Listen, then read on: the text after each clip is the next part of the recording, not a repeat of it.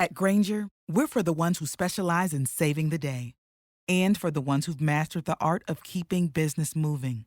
We offer industrial-grade supplies for every industry with same-day pickup and next-day delivery on most orders, all backed by real people ready to help. So you can get the right answers and products right when you need them. Call, clickgranger.com, or just stop by. Granger, for the ones who get it done. Oh, for Johnny Dollar. Lieutenant Cal Mervin, Mr. Dollar, State Highway Police. They relayed your call to me. Good. I was just checking in, Lieutenant. You said to keep in touch in case I left civilization. Well, you haven't left it far. I recognize the number. Oh? You're at Jake's Bar and Grill on the Nogales Highway. Yep. You didn't need a uranium hunter's outfit to go prospecting in that little nugget. Well, I'm going up into the Santa Rita Mountains around Primrose Camp. You playing a hunch or have you got a lead? Well, both. But at the moment, it's more hunch than lead. I just wanted you to know where to start looking in case I disappear. Now, look, Mr. Dollar, I've got every man on the force out now looking for that gang of killers and the $100,000 payroll they stole. If I have to add you to the list, that's about all I'll need. Relax, Lieutenant. If things work out, you may find us together.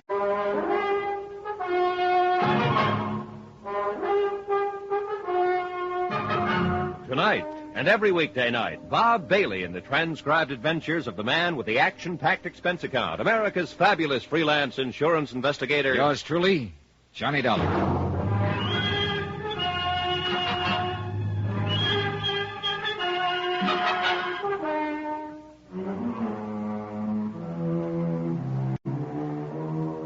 From Special Investigator Johnny Dollar, location Jake's Bar and Grill somewhere on a highway in southern Arizona. To the Home Office, Mid-States Industrial Insurance Company, Hartford, Connecticut. Assignment, the Primrose Matter. Expense account continued.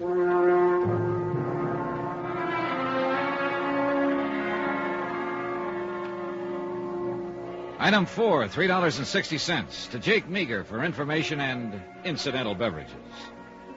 The Chipper Nitson gang had hijacked an armored truck in Kansas City and escaped with a $100,000 payroll.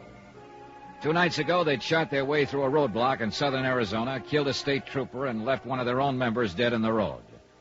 Then the other 3 had simply disappeared. The information from Jake?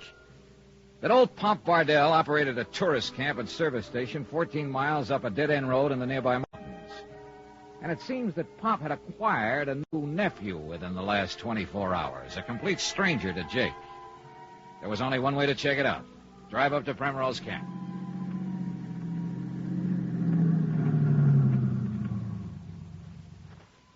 Howdy.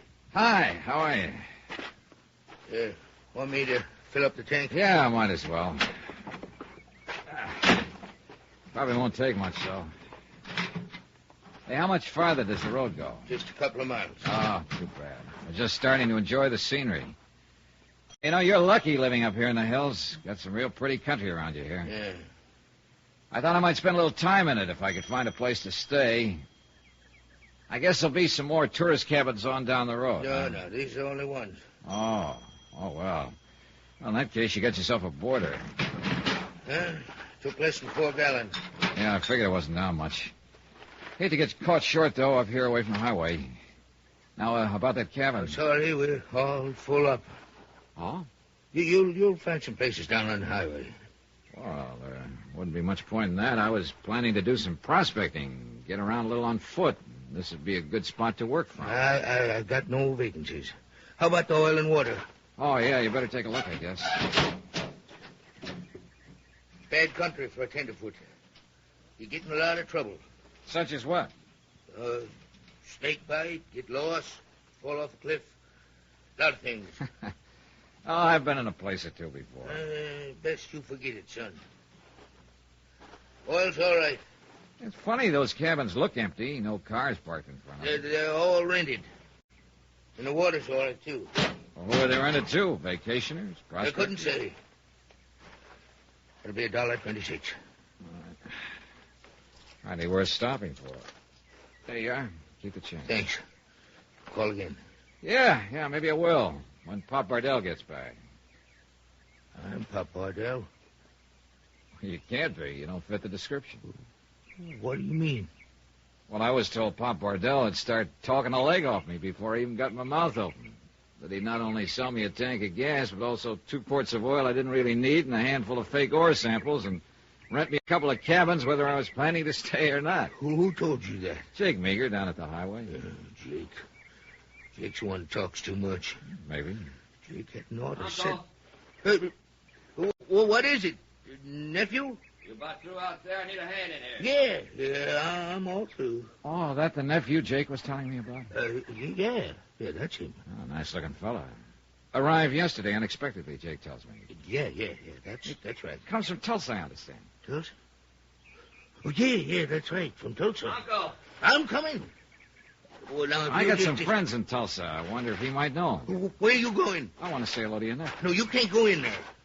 Why not? We're fumigating it. It just ain't safe. Oh, all right. I won't go inside. But I want some cigarettes out of the machine. I'll get them for you. Just give me the quarter. You feel all right? Sure. Well, it seems to me you're kind of jumpy, on edge. I thought all you Westerners were supposed to be relaxed and easygoing. Now, look, you want them cigarettes. You having trouble, Uncle? No trouble. This fella just wants some cigarettes is all. What brand? Chesterite.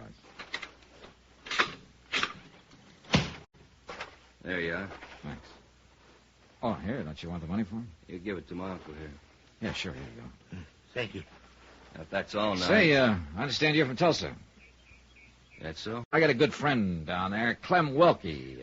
Thought maybe you know him. Right now. Look, if there's nothing else now, you Been there about a year. He's working on that new electric plant they're building down there. But I guess he'll be out of a job before long, though.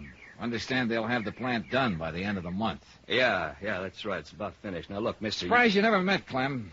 But Tulsa's a big town. Yeah, it's a big town. Come on, Uncle, let's get that stuff moved. Well, I guess I'll drift on down the road and sleep out tonight, maybe. I got my sleeping bag. I'll probably see you on my way back, I guess. Yeah, you do that. There was only one thing wrong with the whole setup. To the best of my knowledge, there wasn't any new electric plant in Tulsa.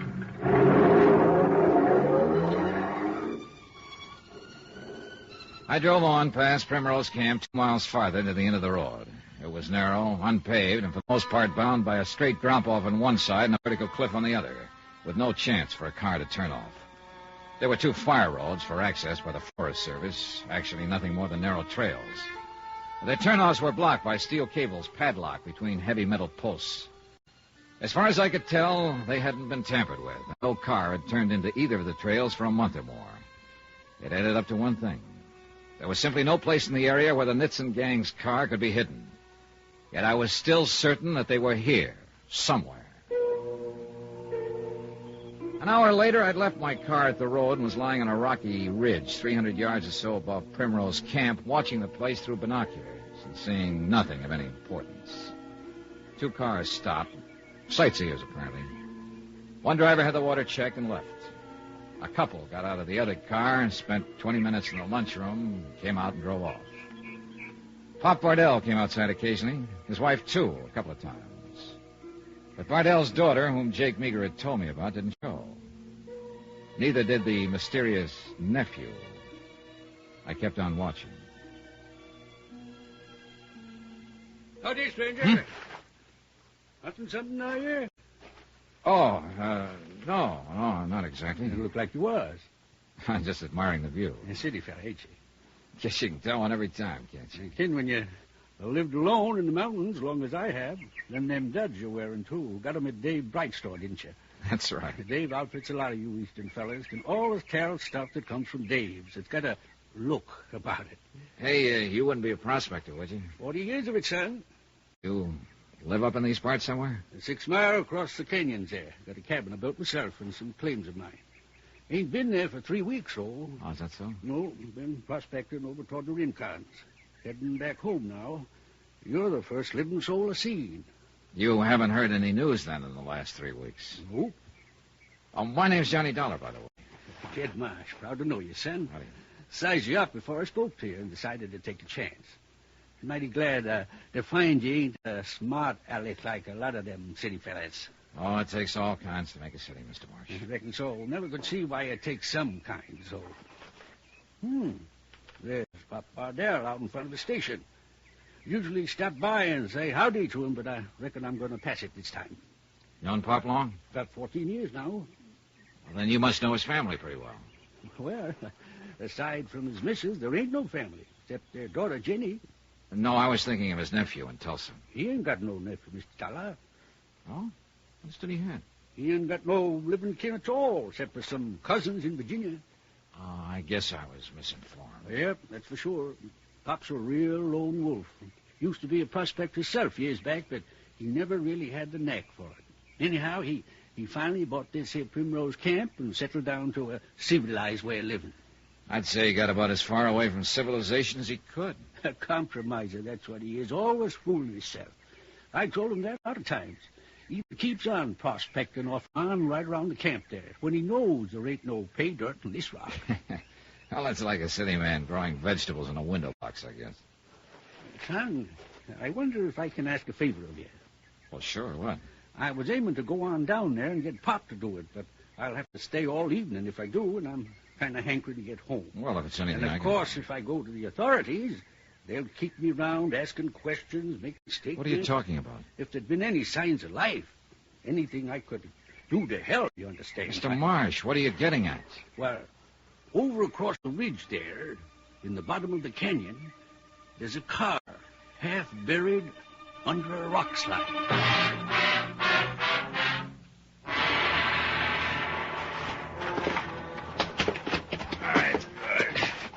Righty, Mr. Marsh. We don't want to start the rest of that rock coming down. I've been moving rock all my life, son. Here we go. All right, it's clear. Let her go. Now, that's good. I can get the car door open now. What's your sense?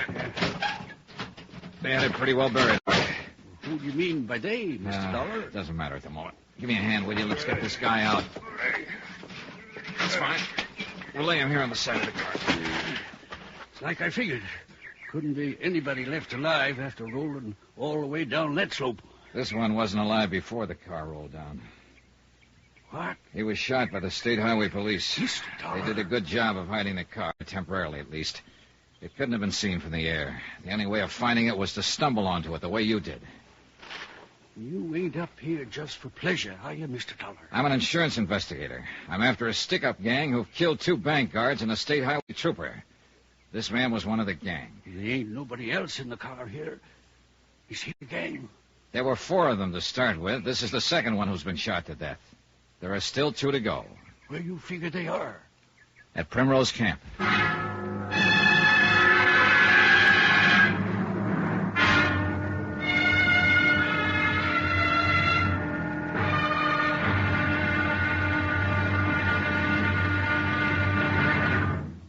Now, here's our star to tell you about tomorrow's episode of this week's story. Tomorrow, a lion's den reluctantly opens its door to let a trusting victim step inside.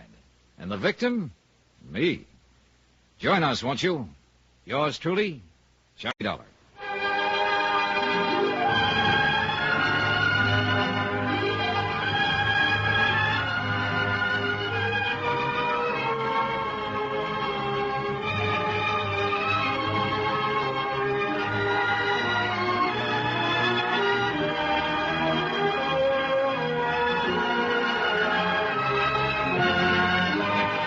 Yours truly, Johnny Dollar, starring Bob Bailey, is transcribed in Hollywood. Written by Les Crutchfield, it is produced and directed by Jack Johnstone.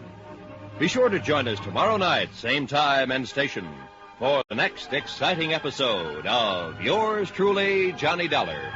Roy Rowan speaking.